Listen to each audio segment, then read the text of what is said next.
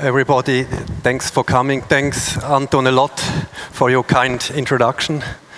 Thanks a lot for this invitation. I'm very honored to be invited to this important forum, this beautiful and important forum for exchange, because architecture is public. The city built by architecture is public, and public things are political and have to be discussed. And I'm really touched to be here, as this is possible thanks to your fight for freedom, for your country, for your people. I'm deeply touched, and I would like to express my deepest sympathy for the Ukrainian people and my deepest respect for this fight.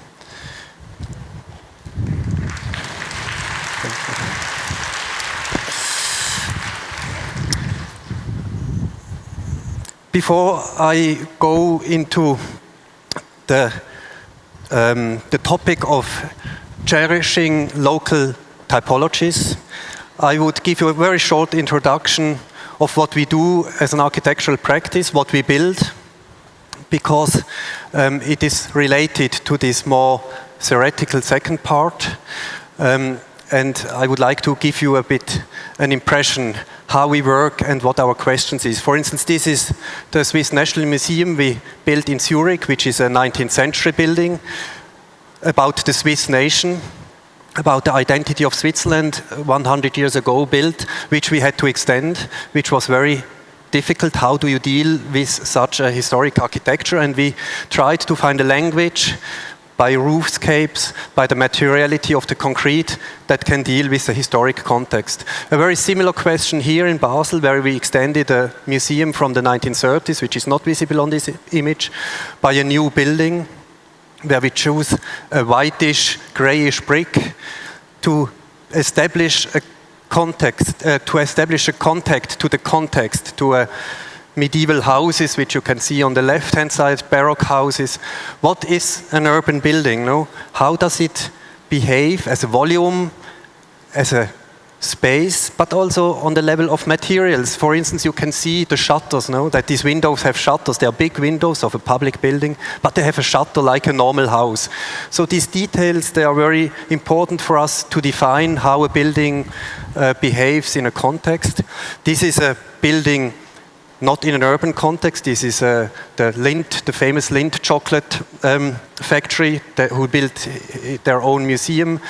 So it is an interior space to create a kind of a public interior within a building that is standing close to these production buildings of the chocolate factory.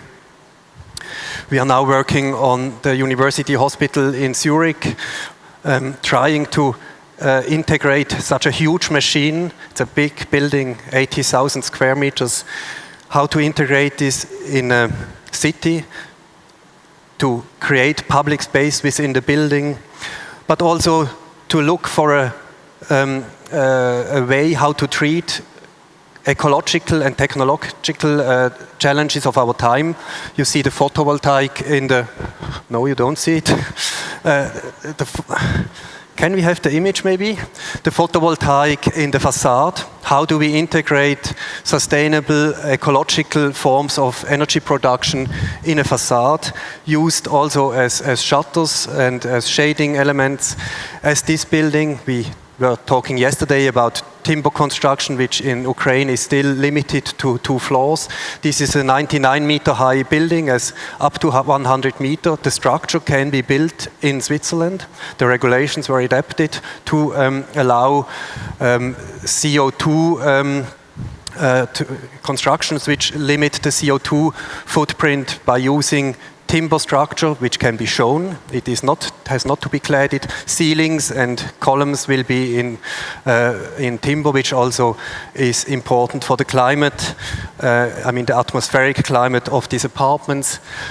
We did small private houses, like an attempt how to deal with concrete, to use the possibility of casting concrete in different forms, using undulated elements, or an industrial building where we were fascinated by this strange shape of the site. or this lookout point in Mexico on a pilgrim's path where a group was invited to build different interventions. So Alejandro Aravena, who will talk to you afterwards, also did an intervention on this path. So we are working on a very wide range of buildings. This is a bridge close to a very historical center of a small town where we were we were trying out this kind of traditional form of the arched bridge. It's not this kind of engineer's construction, but it's an arched bridge, but built in concrete, so it can be very slim to save concrete. So we do lots of different tasks. This is a more conventional housing tower at the railroad, having a heavy noise problem. That's why it addresses itself to the south, which cannot be seen here. This is the facade facing the railway, protecting the apartments from the noise. Or an office building for the Roche factory in Basel, or this low-cost housing in Paris, in the context of the traditional 19th century Parisian architecture. So what you can see, it is a wide range of different tasks. That's the beauty of our profession. We deal with, in different contexts, with different people. And of course, one needs a story, an idea, why do we do it the way we do it. And maybe you've could feel it by my explanations that we try to develop all these projects in each case out of the context.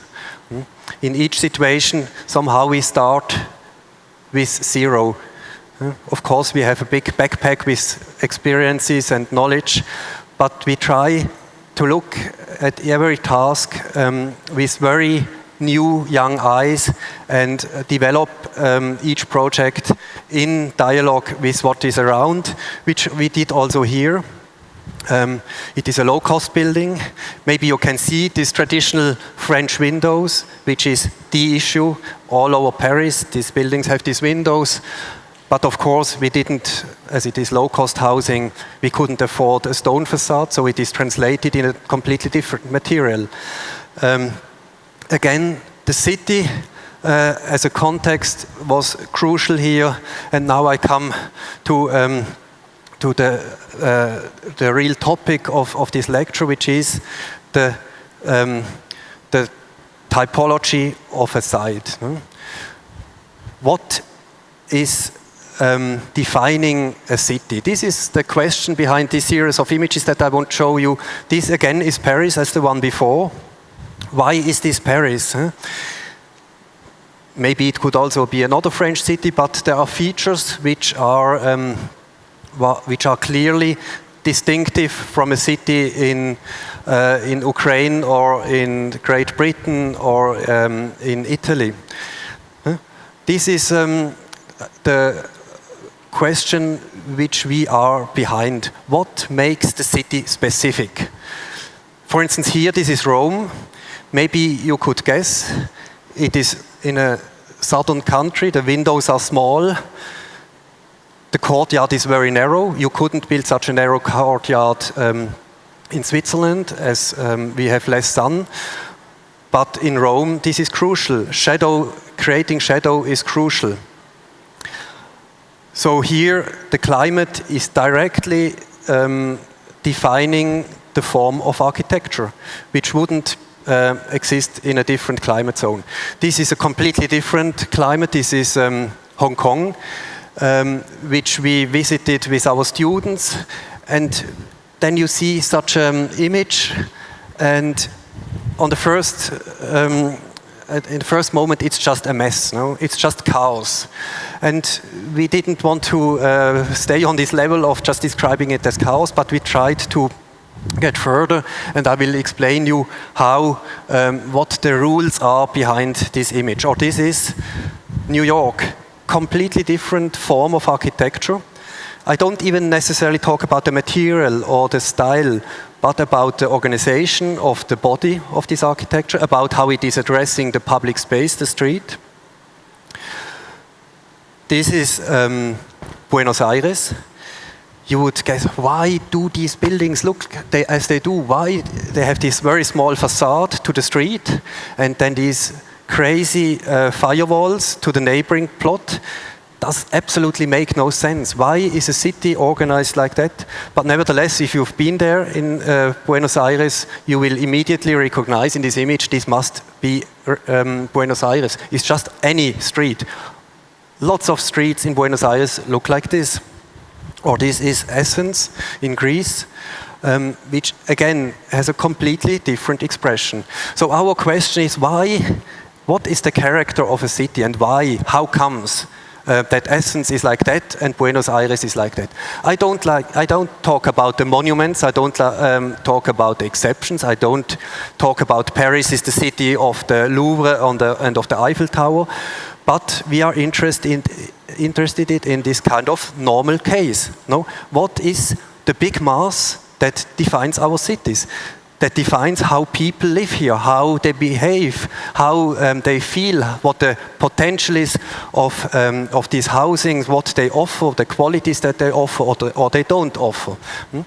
So we focus on this architecture, which is normally, as it is normal, you don't perceive, you just walk by. And I had a beautiful walk back yesterday from the jam factory to the city center to the hotel. And you have these beautiful 19th century houses. They are so crucial. I love them. They define the city. They create beautiful living space. But often we tend to forget about the normal case because the exceptions attract much more attention. And this is the last example of this overview of different cities that we studied, which is Sao Paulo. Again, in the middle you can see a very strange building, no facade. What is it? It is a parking garage, which is only possible because in Brazil, or in Sao Paulo especially, a law allowed the construction of high-rises for parkings. They had a huge parking problem in the city, and the auto car industry incentivized a law which made this construction possible, and they didn't have to pay taxes for it. So lots of these towers, of these parking towers, were built in the city center of Sao Paulo. They very strongly influenced the shape of the city, the expression of the city, but it is directly related to a specific law. So what we had seen here, this series of very different cities, they are very specific because they have different climatic conditions, hotter or colder. They have different conditions in terms of topography. They have different conditions in terms of economy. For instance, Athens, Greece is a relatively poor country, whereas New York was continuously booming and had an extreme economical pressure. It has different laws which form the city. So each city, one could say, is defined by a very specific constellation of these ingredients, of these conditions under which architecture is being built. And at the same time, the architecture is at the end very clearly defining the city. The city at the end is what it is built from. Of course, it's also a city is also the people who live there with their habits, with their culture, with their traditions. It's a topography. It's also a history and memory of this history which defines a city.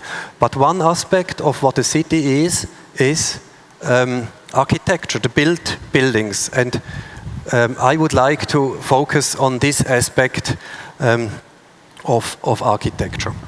So when working with our students, I will show you afterwards, working on these cities, we discovered a very important text for us, which is written by the Pritzker Prize winner, also Rafael Moneo, the Spanish architect, who published it in these oppositions in 1978. Theory, Rafael Moneo, on typology.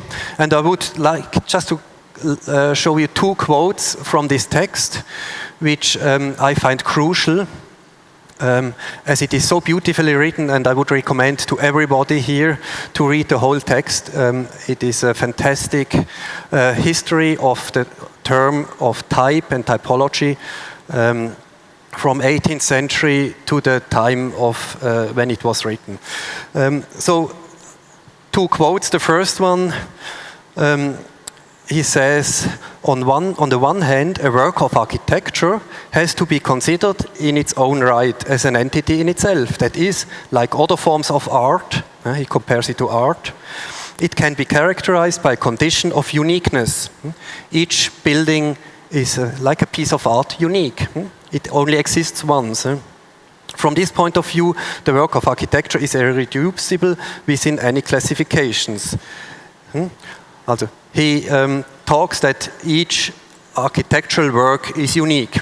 But then he goes on and adds, on the other hand, a work of architecture can also be seen as belonging to a class of repeated objects, characterized like a class of tools or instruments by some general attributes. From the first hut to the archaic stone construction, primitive architecture conceived of itself as an activity similar to other kinds of craftsmanship, such as the making of textiles, pottery, baskets, and so on. And then he goes on a bit further down. Thus, like a basket or a plate or a cup, the architectural object could not only be repeated, but also was meant to be repeated. This is a very beautiful, as I find, juxtapositions of the ambivalence of this double reality of architecture. We can look at it as a unique piece of work, but we also can look at it as part of a family or of a type. And if we see the examples that Moneo is showing us, it is obvious. Such a tipi, maybe each one is individual, belonging to a family, which also gives it maybe specific attributes or ornamentation. At the same time, it is part of a family or of a type. We could call it, it's a type of the tipi, or it's a type of the stone house with this fantastic roof construction in Spain. So maybe this is a kind of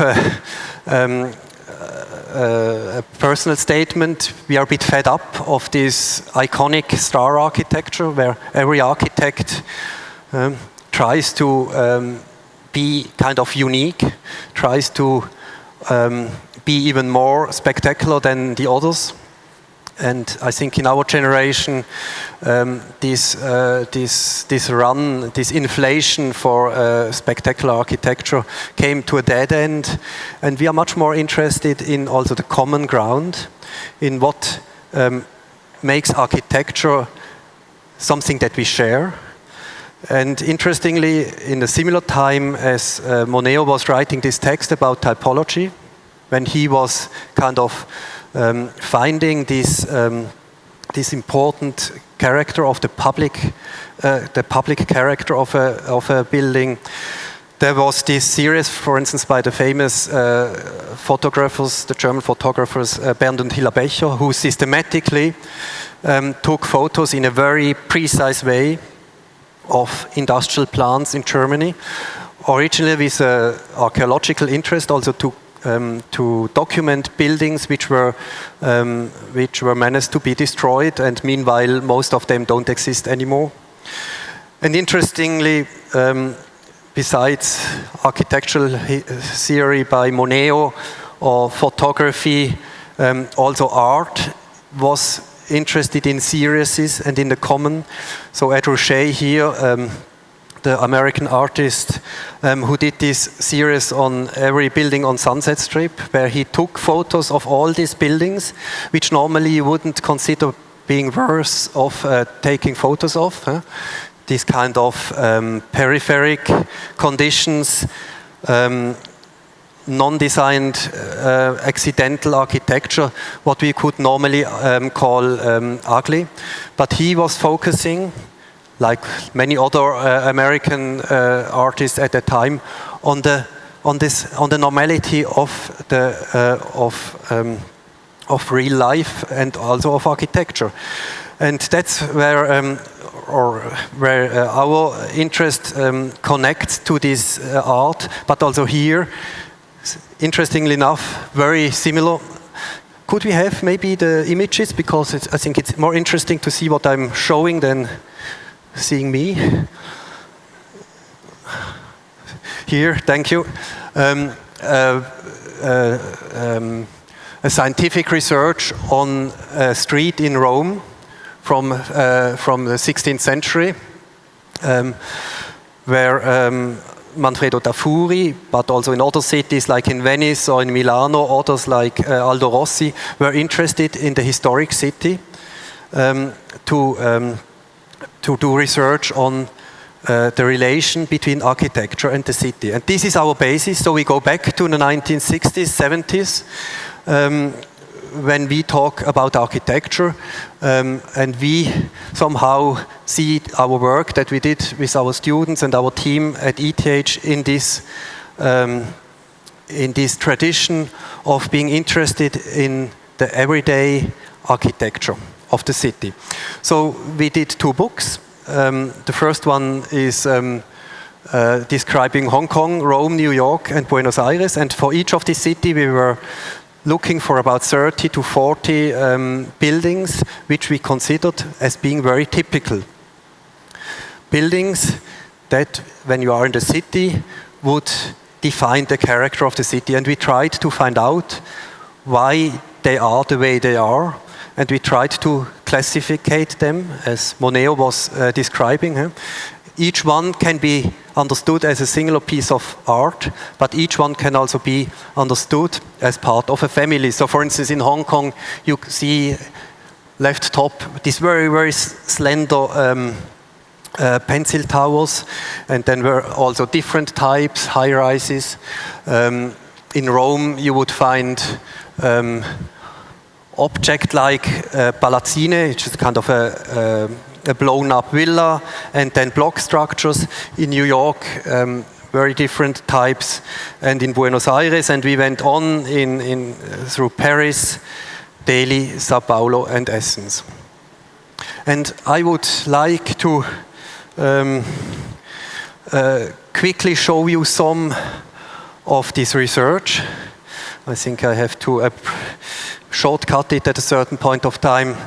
You have already seen this image, which I was describing as chaotic. But now we can, as architects, we can identify certain building types which are occurring, like these high-rise, these pencil towers, or then on the left side at the street, this kind of very low construction following the street, which are these kind of shop houses, which are extrusion of traditional Chinese buildings of 1 story or maybe 2 stories following the street, and under the pressure of the economic growth and of people influx, these buildings were growing higher and higher. And interestingly, these streets are super urban, super vital, because you have all these shops in the ground, you have a high density, and somehow they resemble to a type which we know from the typical European city, you know, the public ground floor with commercial uses and housing above. So, interestingly, in a very different context, also similar types can evolve. But other types, like these high-rises, these pencil towers, are highly specific.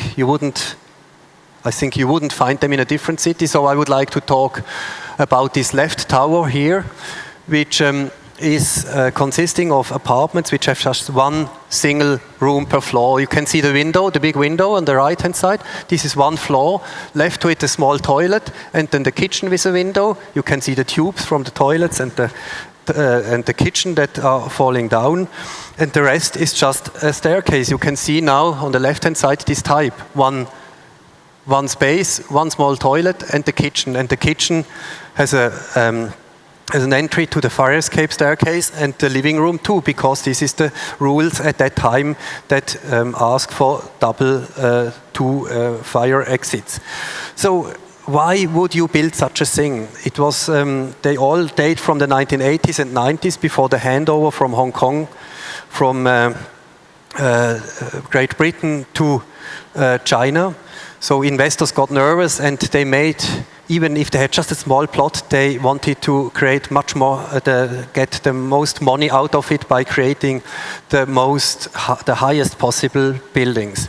So this is a very specific political, economical situation which creates very specific types, where the staircase and the elevator take more than half of the building. Not very economical, but under the specific conditions, it worked. You have other types like this public housing, where the tropical climate would create these courtyards, which completely different from European context, where you build a courtyard to bring in light. Here the courtyard brings in ventilation.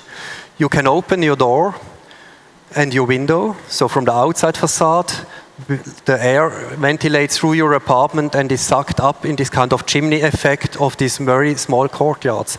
So this is a tropical instrument, one could say, a tool to suck air out of the building. Very clearly related to the climate of Hong Kong. You can also see that some of these elements are left out to allow additional air to flow through, and then a very economical feature that these towers are combined to save elevators, because 3 elevators for 2 buildings is more efficient than have 1 for each alone. So you can see that specific conditions are here, like specific laws, that in Hong Kong every space has to have a window, has to be able to ventilate naturally. You cannot have inner toilets. So they lead to these very specific forms, that you create a high-rise with a very long facade. You couldn't make it more dense or more compact, which would be possible in other countries. But here, the legislation leads to these very carved buildings, which is then defining the architecture and the expression of the city. So there are much more examples which I might skip, which are specific for the city, like for instance this verticality of industrial buildings. So even factories or even logistic buildings are stacked floors. Even trucks can drive up in logistic buildings to the 15th floor, for instance, due to the extreme pressure and the land on land in Hong Kong.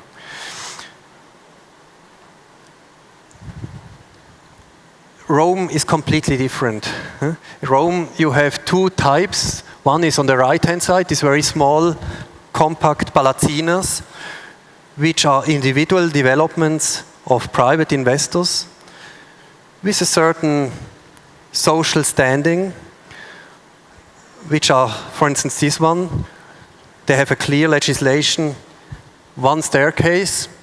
The other ones are just for a secondary staircase. 1 staircase, which leads to, here in this case, to 2 apartments and a maximum of 6 or 7 floors.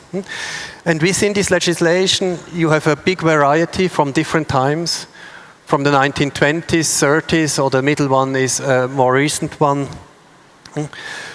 So this law leads to a specific form of architecture, which can be very beautiful, like this one, with these very high windows and these generous balconies.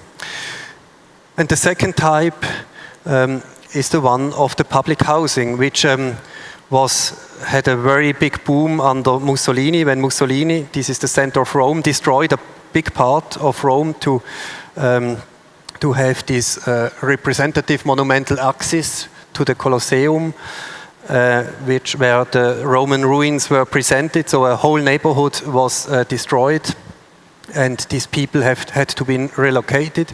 So a huge building program was taking place under Mussolini in the 20s and 30s, like this one, which is a courtyard building in the outskirts of Rome, rather well done, but which is completely different. It is a courtyard. It has an inner space, which the private ones, as I showed before, which are more bourgeois, where privacy is more important, wouldn't have. Here it's about the community, and there are more of these courtyard buildings, like this one, or this one, or this one.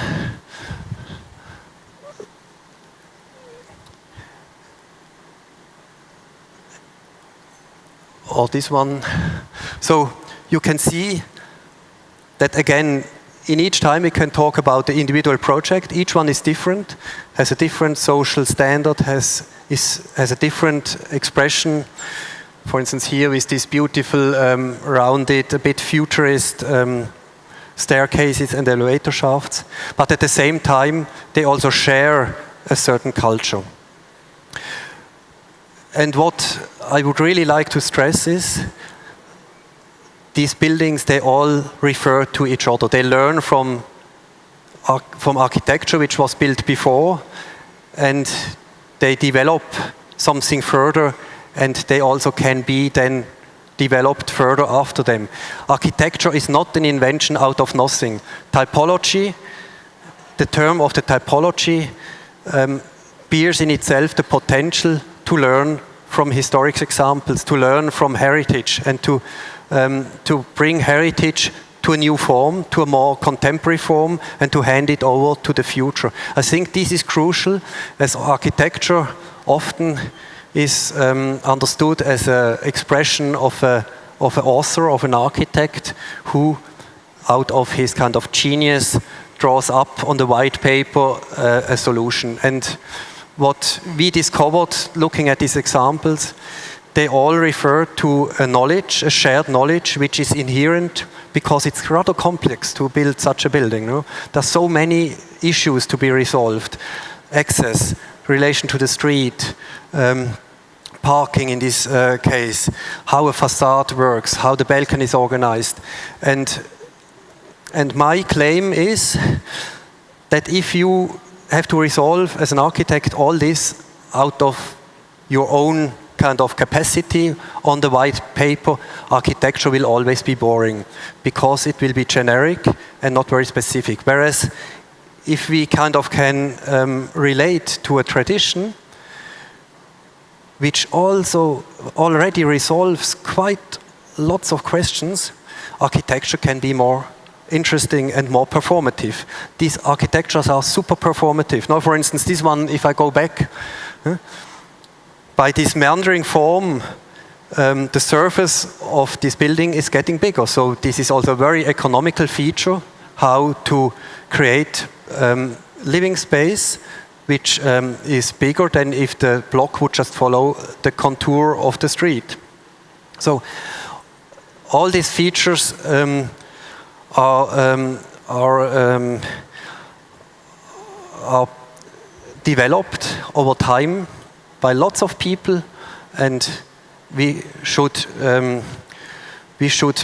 be able to cherish these typologies and also be able to take them over as working tools if we are confronted with a design task.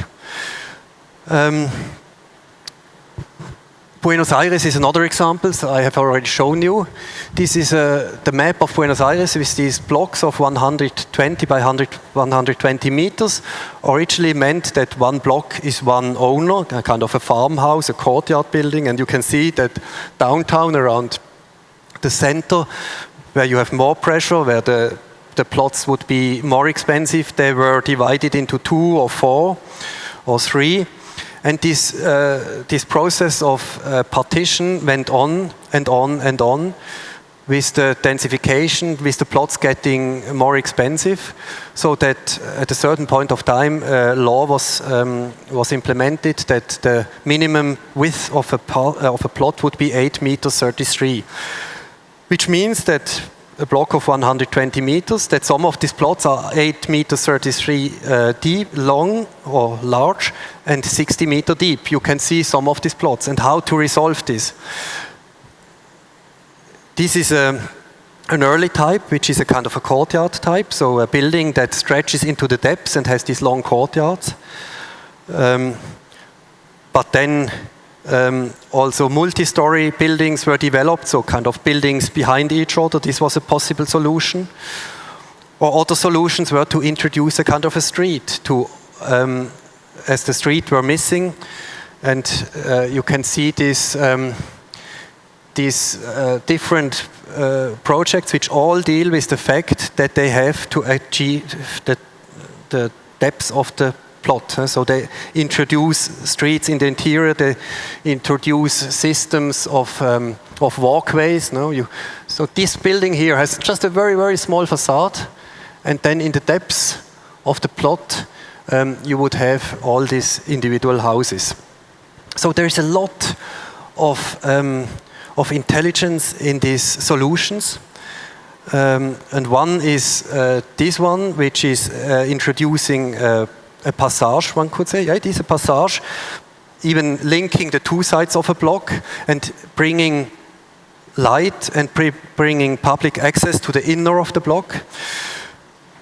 This is a really very beautiful example. It's also a famous one where they would often do movies, as it is also a kind of a bourgeois living, but it's completely interior architecture.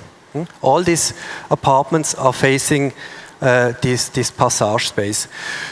So again, what I want to say, these problems, these challenges, these very specific challenges, which are completely different in Buenos Aires, as it has a different plot or a different structure. These problems, they can create very specific architecture, which in the best case, like here, produce a very urban and very high quality spaces and very specific spaces. And of course, I always say this because we are facing now here in Lviv, but also back to my hometown in Basel, the fact that often these developments, they produce quite poor and quite standardized and quite unspecific generic architecture, that you would just put volumes on a plot. Whereas these examples that I show you, they have a very precise understanding of public space. This, for instance, this passage room. Other buildings in Buenos Aires just deal with the fact that they are squeezed in and they fill in the whole plot. So they have a back facade to the courtyard and a front facade and very, very much dark space. Then sometimes they have light shaft. So the toilet and the kitchen don't have any natural light. And you have very few rooms which create this very specific expression of such street, which is also nice. The heterogeneity is nice, of course. This situation profits a lot from these small houses, which let a lot of light into the courtyard, but also let light to the street. There is then one specific example by Clorindo Testor. You might know this brutalist architect who passed away some years ago, where you can see that also author architects, famous architects who did have very strong handwriting, they can deal with these constraints and the challenge of this constraint of having to do a house between two walls which are 8 meters, have just 8 meters distance, leads to very specific solutions. Of course, he introduces 2 light wells to the side. But what he does, which is very specific and very beautiful, since you have so much depth, this is not so valuable. Very valuable is the width of the building where you can gain light. So he gives away part of the depth in the front, which is a garden. You can see here, this is the living room with the fireplace. And then he makes an invention. An invention of these gardens, now looking from the living room to the street, where each of these apartments has a garden with a double high space that you reach with these lateral balconies. So he introduces something that nobody had until then in Buenos Aires, which is a vertical garden. So this also shows that these constraints can also provoke creativity, and this is very important to ourselves, that creativity is not necessarily the opposite of constraints, but creativity is the potential of dealing with the complexity of problems. Creativity cannot deal with the emptiness of a white sheet of paper.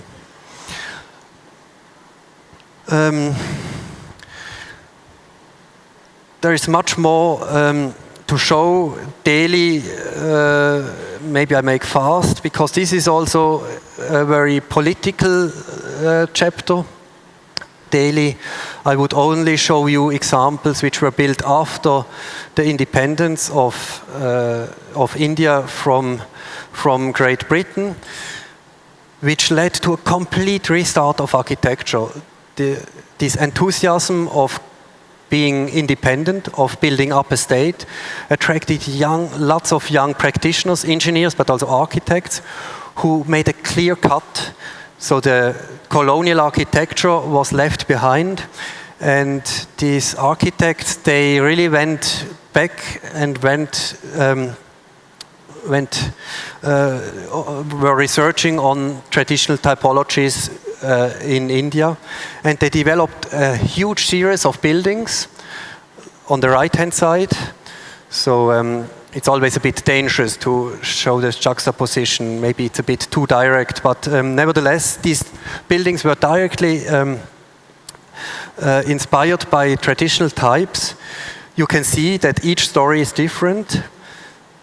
You can also see that it is a very small-scaled architecture which provides terraces, balconies, staircases, open terraces, also this kind of passage.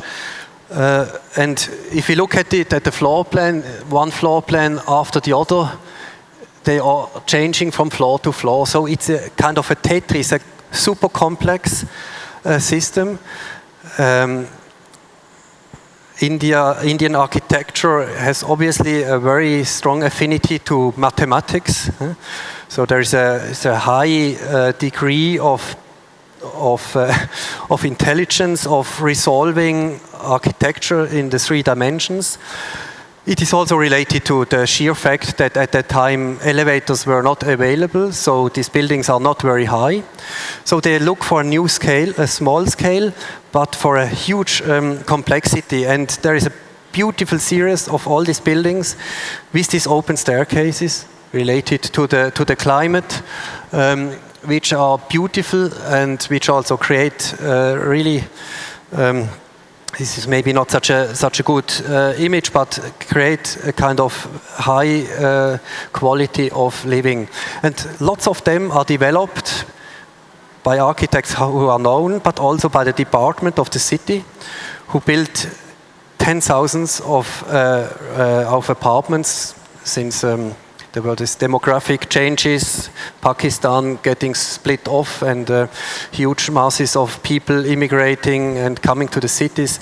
So they built lots of these projects.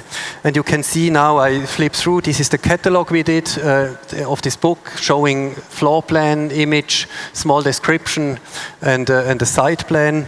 You can see that there is a huge variation of projects that all deal with the small scale, the intimacy, the variation, the creation of diverse exterior spaces, which are so important in this hot climate where you need ventilation.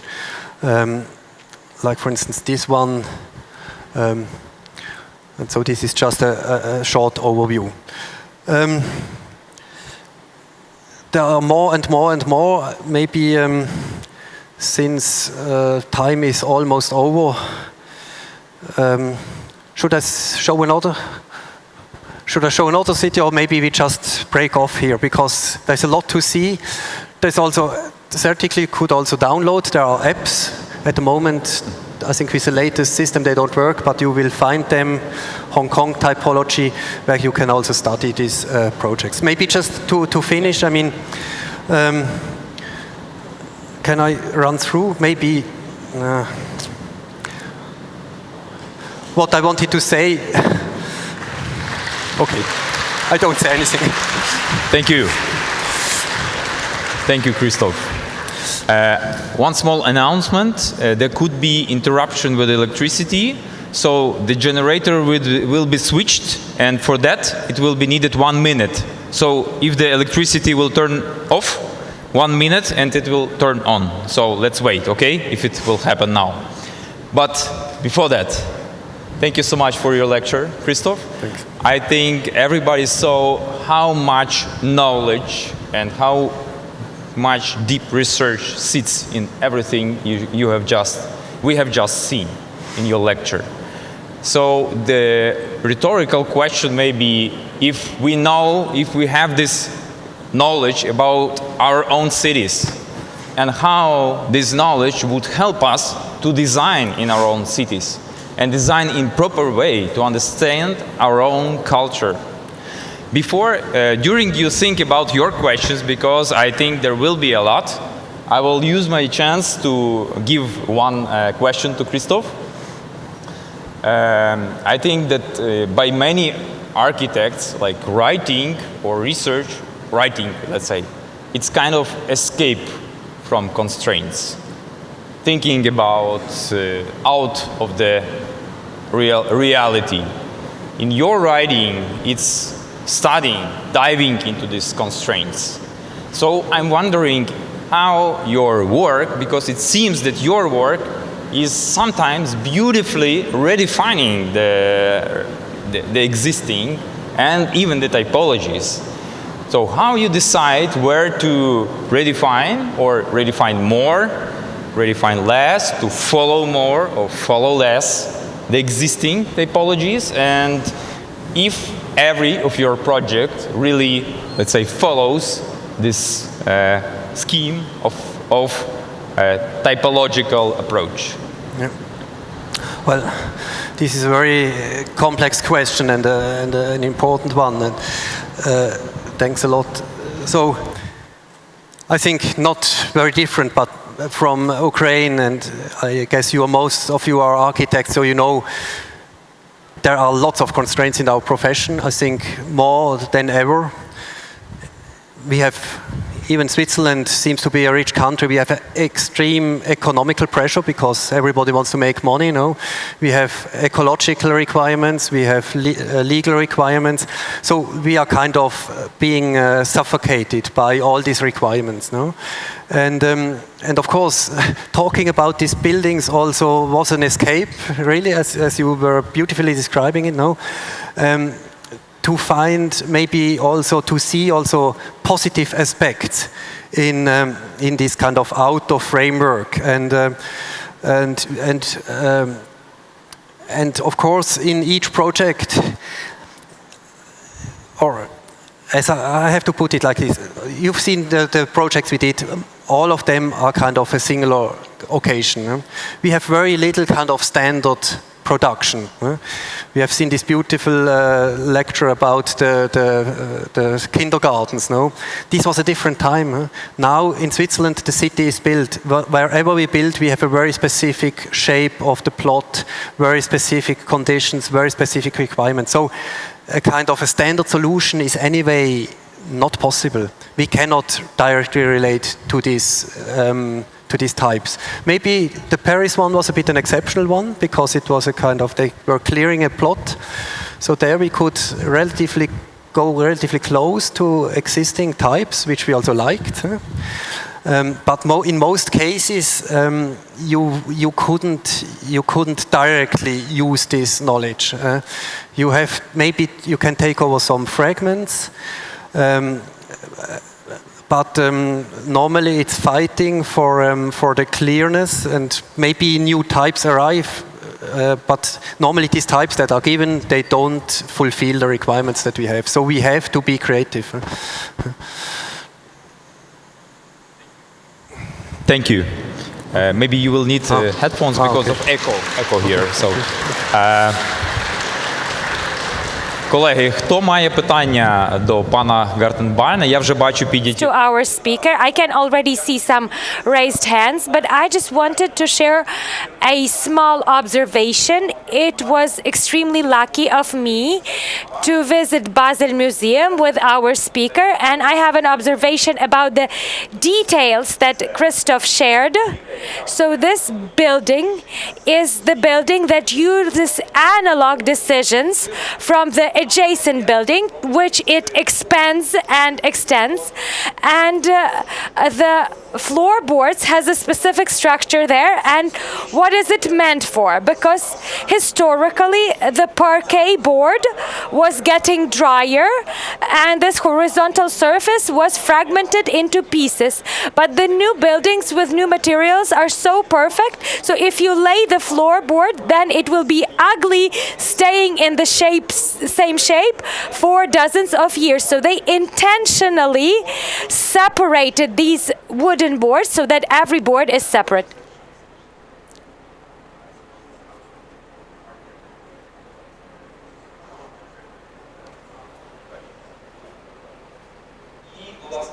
And please go ahead with your question. So, thank you so much for such an interesting lecture. I would love to hear about Paris, but there's not enough time. So I have a question. Just turn off. Будь ласка, ще раз. Can you hear me now? Thank you so much for the wonderful lecture. I would love to hear more about Paris, but we ran out of time. But my question is about French architect Leo Corbusier, who after the World War II, after there was a huge shortage in terms of accommodation, everything has been ruined, he put forward the idea of accommodations, which was familiar to us as Khrushchev flats. They were meant to stay intact for some 50 years or so. So has France gotten rid of such buildings? Because we cannot seem to be able to get rid of them, even though it has been more than 70 years since the World War II is over. Thank you very much for this question. I was hoping for such a question. That would have been my last images that I was showing, no? And of course there was one by Le Corbusier, his famous hand showing on the model of Paris, where he suggested to destroy Paris, to just leave the Notre Dame and erase Paris as a kind of a provocative project. Of course, this was very visionary at that time, and it was very provocative. And this is the spirit of modernism, that now everything would get better. But I think this spirit, which was maybe not really understood serious, of course, it has a long history in the Soviet Union until the Khrushchev's, but also in the West we have the same kind of mirroring the same ideology of getting rid of the old and of producing a very technocratic, very efficient architecture, which was needed at that time. But now, of course, what do we do with it? And I must say, I was absolutely astonished. It's my first time that I'm in Ukraine. I was absolutely astonished about the beauty of these housing blocks here, which are built out of brick. I didn't know that. I knew the kind of prefab concrete construction from Tashkent and from Tbilisi and from East Germany and from Poland. But in this quality, I have never seen it. And I would in general say, that's what our profession is now in Switzerland about, we cannot afford destroying buildings anymore for ecological reasons. No? The footprint of building industry is so enormous. What is there has a value ecologically, but I would also say economically, of course, but also culturally. I would say these buildings which are here, and I don't know how many 100,000 or millions of apartments from these times you have in the Ukraine. Anyway, I think we have to find other ways how to deal with these buildings. for ecological reasons, and there are examples like Lacaton-Vassal, for instance, who did very big-scale experiments with buildings from the 1967 in France, adding layers which would resolve the problem of thermal insulation, but which would also give additional floor plate to the owners and make bigger balconies. I think also these buildings should be taken as a challenge to go further. And I would say the tabula rasa is not a solution. Even when then talking about the war destructions, I would say don't destroy more than necessary. I mean, I know Berlin a little bit, and we had a talk yesterday with somebody, in Berlin the destructions after World War II were bigger in terms of cubic meters than the war destructions itself. So, which was also coming back to Le Corbusier under the impression of modernism, that finally this kind of historic city had gone, and now this modern city, which was suitable for highways and for the car traffic, could be built. And I think this is a disaster of Berlin, which was different from Munich, for instance, where the decision was clear to reconstruct the city on its historic footprint. There are new buildings in terms of the building material, but they refer to the historic texture of the city, to historic dimensions of streets. So Munich kept its kind of human scale, whereas Berlin, for instance, left it in lots of arts. There are still, fortunately, also kind of traditional neighborhoods from 19th century, but sounds a bit, don't take it serious, that I give advice, it's not my role, but we as architects, we try to keep as much as possible, as I said, for economical, ecological and also cultural reasons. Дякую. Thank you.